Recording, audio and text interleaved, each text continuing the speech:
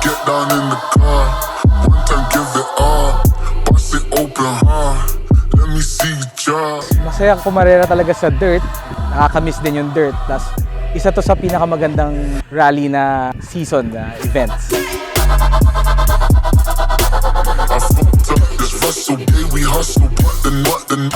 Dito makikita mo, nandito lahat ng mga veterans, nandito yung mga seasoned drivers, and also the fastest drivers are here playing now at the playground. Accessibility of the playground makes practicing something that we can do as often as we could. We tried not to make it so difficult, just technical, so the drivers will learn the basics and then hopefully apply it.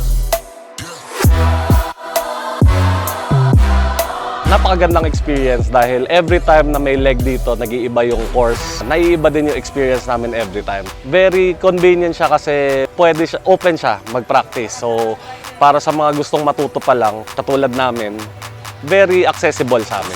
Open heart, let me see you drop. It's a very different experience. Here, it's more about control. It's about control and it's having fun. Mas challenging kasi every ikot mo sa track, iba yung dadaanan mo eh. Hindi pare-parehas yung driving na gagawin mo.